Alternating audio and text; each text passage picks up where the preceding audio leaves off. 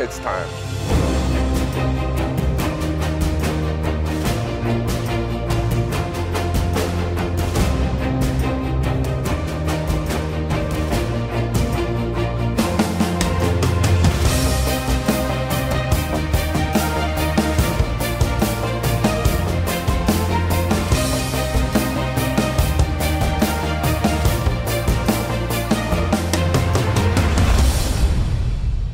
This is the CSL This Week. Welcome, everyone. I'm Alex Bastivansky, bringing you all the action from the Canadian Soccer League.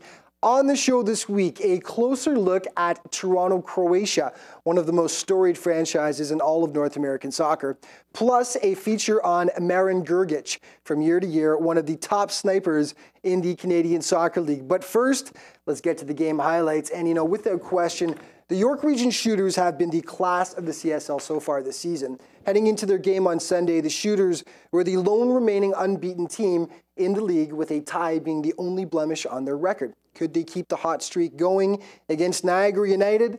Let's find out. The highlights now, brought to you by Leica Sports, official sponsor of the Canadian Soccer League.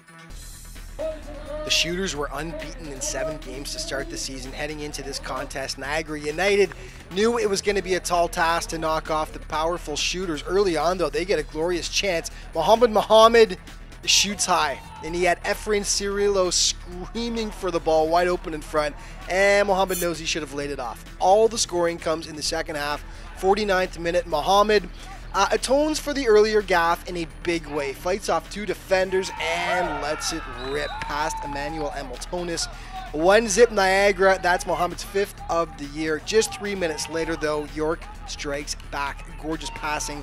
Ryan Dummett to Richard West. Clinical. 1-1 game after 52 minutes on West, 4th of the campaign. And then 7 minutes from time, it pops out to Yoran Enzam out front. He smacks it home. 2-1 Shooters. No wonder they were pumped. That's the game winner. So York doubles up a game Niagara squad 2-1. That extends the Shooters' unbeaten streak to 7 games to begin the year. Tough loss for Niagara, who fall to 2-3-2 on the season with the loss. Well, Brampton City United started the season well with wins in their first 2 games, including a 3-1 spanking of last year's playoff champions, Waterloo. Since then, they've been on a steady slide downward for the young squad as they've gone winless in their last 5 contests. They were looking to right the ship last Saturday against Toronto, Croatia on a rainy night at Hershey Field. Monsoon conditions on Saturday night. The entire game was played in a steady downpour. It didn't stop the teams from putting the ball in the net, though. 5 minutes in, Marcus Baker does a nice little dance through 3 Croatians. It falls to Leifert Allen out front. He just can't get enough on the shot, though, and it's an easy save for Antonio Ilic. Croats draw first blood. Joseph Karen with the long free kick. It's badly misplayed by Christian Velez. Ivan Kachura smacks it home. 1-0 Toronto after 12 minutes of play. Kachura nearly adds another one shortly after. Roberto Gale lays it off for him, but Velez up to the challenge this time as he makes the stop. Kachura was everywhere on this night. Here he steals the ball, finds some room on the wing, hammers the shot just outside the far post, though. The Croats do add one more in the half. Mikola Chakula spots Kachura out front. He hammers home his 2nd of the contest past Velez, and it's 2-0 for Toronto, Croatia. Now, both teams actually added 1 more goal each in the second half, but the Croats come away with the comfortable 3-1 victory over Brampton City United. Other game scores to tell you about: July 18th, London City and the Astros play to a 1-1 draw from Hellenic Field. On the 19th, Kingston and Serbia. What a game. Serbia squeaks out a 1-0 win in front of a great crowd, over 650 in Kingston. On July 20th, Burlington squeaks out a 4-3 win over SC Waterloo, who are struggling right now. And July 23rd, York Region now unbeaten in 8 games after tying Brampton City United. League standings, York Shooters on top, as mentioned, undefeated with 20 points towards the bottom. London City 7, Waterloo 6. Remember, CanadianSoccerLeague.ca for all the latest news, stats, and standings. We got to take a quick break, but stick around. The CSL This Week. We'll be back in just a moment.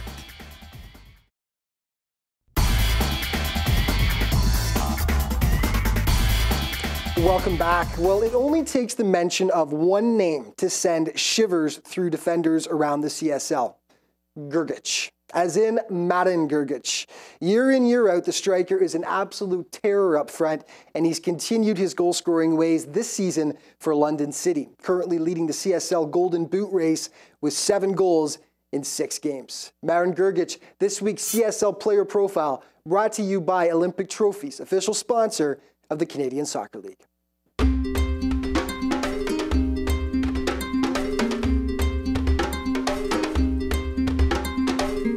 The speed, the intensity, the skill. CSL defenders know all too well what London City striker Marin Grgic brings to the field on match day. Since arriving in the CSL in 2012, the Croatian native has notched an incredible 42 goals. It was a chance meeting with representatives of Toronto, Croatia in his homeland that led him to Canada. Every 4 years it's a big Croatian tournament. It's like World Cup. From every continent the Croatian teams go and play in Croatia. So I meet there with Joe Pavičić, president of Croatia, and Velimir Crljan, coach, and Miodrag Akmažić. So they talk with me and I was very surprised how soccer in Canada is, so I come here. From day one, Grgic took the CSL by storm. He racked up 16 goals his first season with Toronto, Croatia, and was named League MVP. In 2013, he moved to London City and led the team to their first playoff berth since 1999. This year, he leads the league with 7 goals thus far.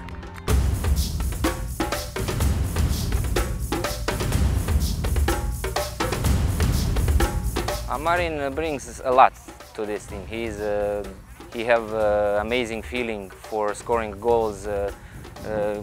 He can assist. He can do damage to the opponent. He's an unbelievable player. I know how to play, transit, soccer. I think I'm like playmaker. I like to play behind striker, like attacking midfielder. That's for me my best position in the field. The first thing you'll notice teammates and opponents mention about Grgic is his speed. With or without the ball, he's like a world-class sprinter in soccer cleats. The speed, some say he's like Usain Bolt. I call him Usain on the field. Very fast. I don't think any defender can stop him when he makes a move and cuts and goes, so he's unstoppable. Yeah, I was always fast. They told after my mom birthed me, they say I run to the hospital, so that's when my speed came. I think when I play in Croatia, they always told me I'm one of the fastest guys in the team. The second thing is passion, which is evident to any fan watching him play the game. He is. You can see that from his celebration when he scored. He always puts emotions, everything out from him, and that's it. He's amazing guy and amazing player. The 27-year-old Grgic is more than just a goal-scoring machine, though. With his vast experience playing both second and first division professionally in Europe, he's become a teacher of the game as well to London's younger players. He's a very nice guy. He's interested in the team. He always asks, even me, the younger guys, he always helps us out, tells us what to do. Like, don't be scared, just play your heart out, and he's going to be our key player this year, I think. Well, it was an interesting matchup last Sunday. Milton SC versus Windstar Shooters SC. 2 clubs without first division squads who are currently advancing their game in the CSL second division. Whatever division, fans were treated to one of the better matches of the season so far at St. Joan of Arc. Windstar Shooters SC, 2 wins on the season so far. Milton SC looking good with just 1 loss in 8 games. Good chance for Milton early. Nikola Ozrin nearly takes advantage of the defensive miscue, hammers it 10 feet over the crossbar though. Shortly after, Milton free kick, easily handled though by keeper Roberto Custodio.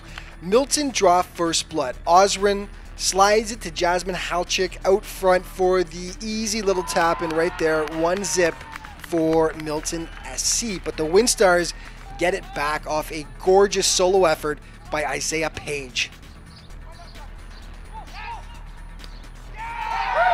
So smooth. Page with the beauty to make it 1-1. Now both teams added a marker in the second half, and that's how it finished up as a 2-2 stalemate in second division action from St. Joan of Arc. We got to take a quick break, but stick around. The CSL this week. We'll be back in just a moment.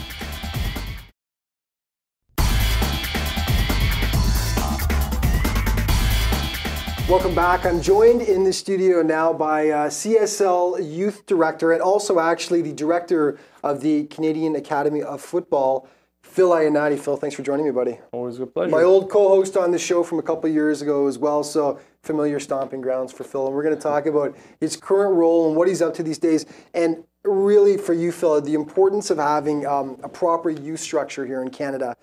It's something that's near and dear to your heart, and that's what you're really involved with now, isn't it? Yes, yeah, it happened, I guess, 3 years ago, and sitting on the board of the CSL and being part of the CSL and the franchise, I decided to step away from the franchise and get more involved in the league and trying to figure out how to, help build a youth development system to, help these young players in each club, that has an actual franchise to have some form of youth system. Obviously, over in Europe, Alex, the way it is that you have a youth system and players come and develop through that system to eventually have a chance to play in the first team. Again, that experience, we can find a young player who's 15, 16, 17 years old that can play with the first team and give them that experience, that would vault them up to have confidence to be able to play in a men's game at a young age. Well, you mentioned Europe then, so when we look at the European system, we know they do that, but can you key in on a couple of things that the Europeans are obviously doing a lot better than we are right now with developing our players, something that you want to see implemented or maybe you're trying to implement with CAF? Well, what ended up happening was, again, we first started as an initiative for CSL. We didn't get as many teams in the youth system as we anticipated. And trying to work together, actually, FIFA mandated that we need to have a youth system. That happened in 2010-11, what I recall. By 2012-13, we're trying to work with our associations to get a youth system. It didn't happen. So, left some of the clubs not having the opportunity to start it. Right. Hence, CAF, Canadian Academy of Football, coming along, which is a private program that goes out and works with all academies in the area to try and see and give them opportunity to build a structure to eventually pass those players on to professional clubs. Yeah. And what age groups are we talking about? Yeah, it started, I'll tell you right now, Alex, it's been an amazing journey. In the first year, we had 14 to 16 teams. Yeah.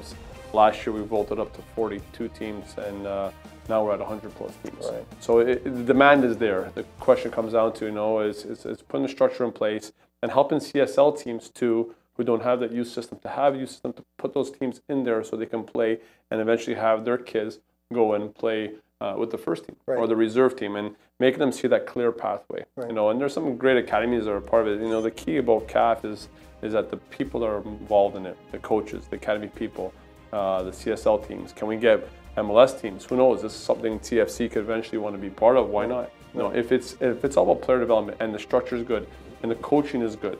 You asked me about what's the difference between Europe. Right. Well, guess what? In Europe, they have a facility where they train.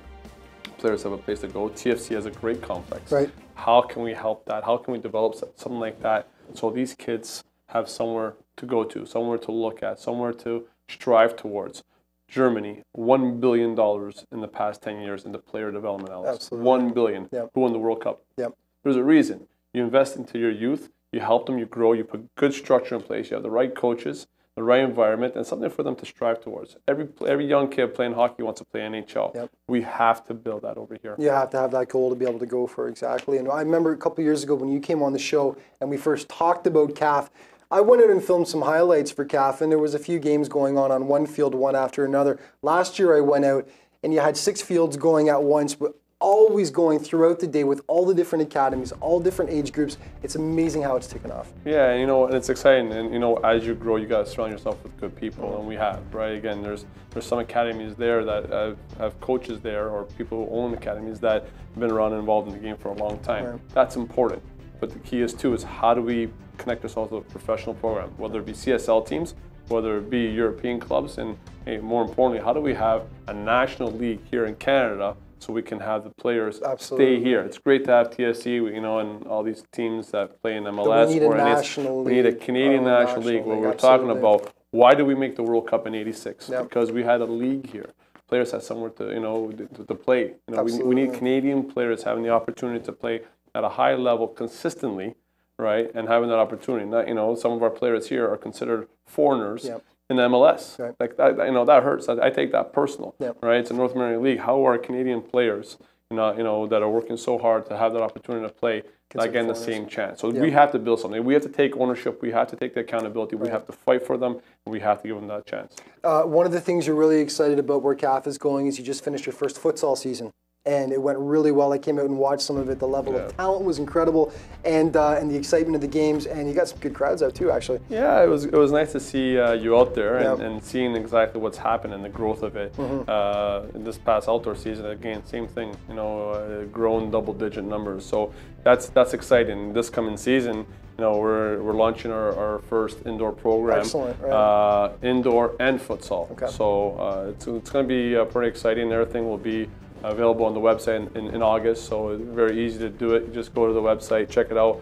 There's certain standards that we put in place, and again, as we continue to grow, we have to be as professional as possible. You know, in anything, is sometimes people put you down. You know, you have to fight through that, have perseverance, and work with quality people that have the right intentions. And by doing so, I think at the end of the day, we will help these kids, right, if we have the right intentions. People want to find out more about CAF, go to the CAF website. CAFsoccer.com? CAFsoccer.com. CAFsoccer.com, or call Phil on his private line. I'll hand it out in a second. No, you can call Alex. Phil, CAF is a great idea. The level of talent's fabulous, and it's obvious that these kids are working towards, you're helping the kids work towards something bigger and better, which is something we really need in Canada. So congratulations on getting it launched and the fact that it's grown so much. And thanks for taking the time to join us today. Hey, just one shout out to everyone that's been part of it, and we're excited to keep continuing growing with all our members. It's all about the people that are around you, Alex. Absolutely, buddy. Thanks so much for joining us. Thanks CSL This Week will return in just a moment.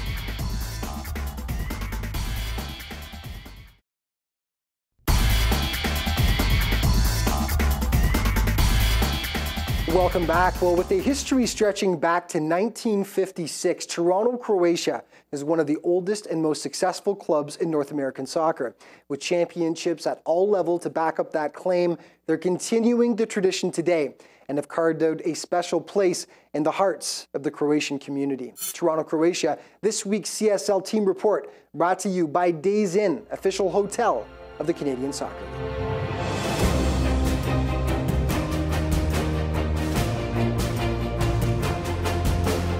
1956 saw the start of a great Canadian sports story, one that's still being written today. It was the year the Croatian National Sports Club came into being. Since then, Toronto, Croatia has racked up an enviable record of success. 11 league championships, and their winning has extended internationally as well, as the team has won 2 Croatian World Club Championships in 2007 and 2011. Over the years, the club has become an important part of the Croatian community and provided a stepping stone for local players who grew up watching the storied team. I remember when I was 13, 14 years old, they used to still play out of Memorial Park, and I used to go, a bunch of friends, you know, get the French fries, get the drinks, and we used to go, and it was fun. It was really brought all the Croatian people around here together, and everyone knew about it. I grew up watching Toronto, Croatia at North American Croatian soccer tournament. It's hosted like every year. I grew up, I don't know, my parents, I went to the tournament watching games, and I seen them always, you know, top 3 teams, you know. The championship Toronto, Croatia is undoubtedly most famous for came in 1976. During a 4-year span, the club played in the North American Soccer League, then the highest level of soccer on the continent, as Toronto Metros Croatia. In '76, led by one of the greatest of all time, Eusebio, they captured the league title. For sure. I mean, you look at the likes of Eusebio, one of the greatest players of all time, and for him to play for Toronto, Croatia is a huge accomplishment for both the club and for the league at that time. I mean, you look at them winning the NASL title, I think that was tremendous for them in those times, because they were a real underdog, and that's a real underdog story that they came through, and I'm really proud to be playing for a team that's won something like that before and has such a proud tradition.